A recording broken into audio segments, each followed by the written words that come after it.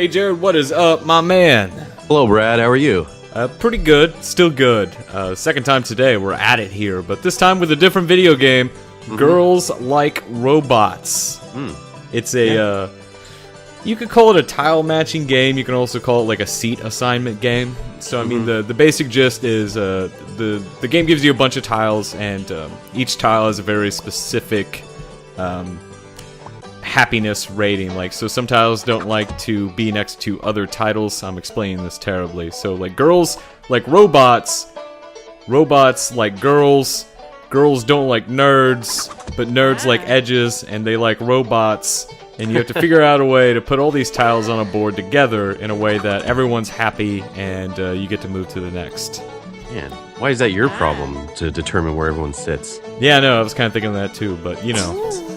So, you know, the one thing right off the bat with this game, it's a, I guess you could call it a boring premise to some degree, you know, just compared with modern games which have explosions and guns and things like that. But it looks absolutely brilliant, and the storyline too is real kind of whimsical, real cutesy. It's kind of like a schoolyard kind of feel and vibe. Super well executed. It's, I have to take issue with girls not liking nerds. That is just not true. Well, I'm a walking example of that. And it actually ramps up a lot more too. So it introduces things like fish and pies, and there's also a girl who likes bugs, but only a very specific kind of bug. But these bugs are also afraid of normal girls. Oh. We're gonna get to that in a sec. It's a wild game, man. I've actually been having a blast. It kind of like tickles that same part of my brain that likes logic, like puzzles, like just like word puzzles. It's weird. Yeah, it seems like a deceptively complex kind of game. Yeah, definitely. But the ramp up's pretty slow. Like it totally gives you time to chew on its game concepts. Like, you know, just going through the tree here. You know, girls like robots, blah blah blah. Like that takes a little bit to kind of build that up. And you know, if you do forget, it actually has some pretty intuitive ways to check on that. You have the heart meter, obviously, the thermometer. But you can also hold down on a tile, and it'll tell you like if anything in its vicinity makes it happy or not. So that helps out. So what's the chicken doing there? Chicken's just hanging out. That's actually part of the storyline. I guess. I guess they're throwing a chicken at each other right now. Those two dudes. Yeah, haven't we all played that game? Lord knows. Are you winning? Maybe. I guess we'll see. Sometimes I'm not the greatest. That girl is not happy to be by that nerd, Brad. Oh, she's downright angry. They have a couple though.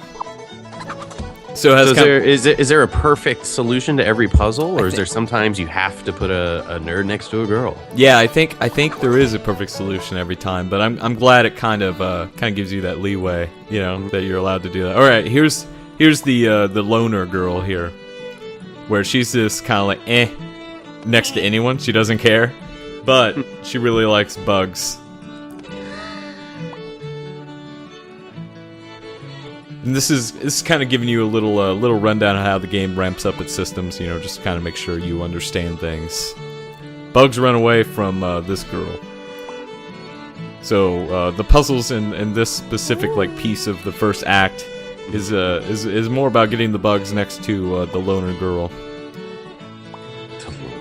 Which is interesting. I mean, they mix up their scenario design quite a bit. And this is kind of a stretch here, but feel me. There was another RTS, or excuse me, there was another kind of strategy game that came out that did this really well too. It was called StarCraft 2, where you know, you had the basic systems all in place, but each level in the campaign presented an interesting scenario that kind of really played and explored the systems in the game. And I feel like Girls Like Robots does that really well.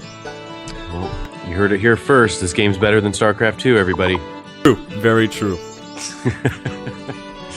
No, that's interesting. Yeah, I like the strategic factor of this. There's like cool stuff going on here. It's been around for a little bit too. If you've heard about this before, don't worry. It was at PAX It's like a Flash East. game or something, right? Or It might have been. I don't know about that. I do know it's made a couple appearances in some places. So Ooh, you did excellent. So is that like your star rating right there? yeah. There you go. It gives you a little hint every once in a while. Some of these puzzles are pretty rough if you're not thinking hard, which I'm not good at thinking hard. So I need the hints, all the hints that I could get. Hey, you did excellent. Thank you, man. Your bag of happy is getting full. That's what I'm talking about, like that whimsical kind of thing that goes through this game. It's good. It's good. I like it. Adult Swim doesn't really release bad games. No, they don't. They find a lot of diamonds in the rough. There you go. Hidden gems. Hidden gems. It's a creepy voice. Please don't use that anymore. I like my creepy voice. I learned it from Eli. It's all his fault. Eli, he's got a creepy voice. That's true. Also, he screams into the mic and gets real close to it. I feel like I do the opposite now, where I'll get kind of quiet and get really close to the mic. And take things to a whole new romantic level on TA Plays. I miss Eli. He's going to be home pretty soon, though. He's going to make it for the podcast. Oh, hooray. Yeah. Yeah, it doesn't. No, that wasn't very convincing, huh? I actually am excited for him to come back. It'll be neat. It's been a while. Yippity-doo! Eli's coming back. Woohoo! No, yeah, I'm glad I'll be there for the podcast. Sounds like he really liked Korea. Yeah, he's enjoying it quite a bit over there, talking to a lot of dudes, learning some stuff, giving a lecture. He gave his lecture. I watched a preview version of that. And oh, really? Yeah, pretty good. Awesome.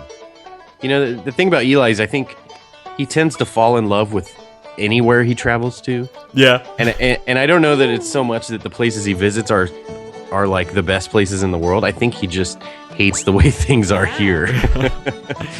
And to get away from it, it's like, why? Why do I live there? Right. But we'll see. We'll see if he moves to Korea. It might happen. And here's here's just an example of some of the interesting scenario design here. This specific puzzle, you're supposed to leave a seat next to the loner girl open. So you really have to kind of think around what you would normally be doing. Oh, that robot's mad, dude. Yeah, actually, and here's a different thing. Like, if you surround a robot by more than 3 girls, they go crazy. Oh. So. Huh. Yeah, a lot of systems within systems here kind of going on. Yeah. Interesting stuff. It is, man. Like, I don't know, like, I don't think I've had this much fun with a puzzle game specifically on iPad in a really long time, if ever. Put that on the back of the box. Yeah. You don't have to be ashamed to like games like this. These games are fun. Oh, I'm not ashamed, my man. I'm just saying. I'm just throwing that out there. Get my quotes. There you go. Did you do it? Yeah, nailed it. Oh, saving the seat for that guy. Oh. Got a seat stolen.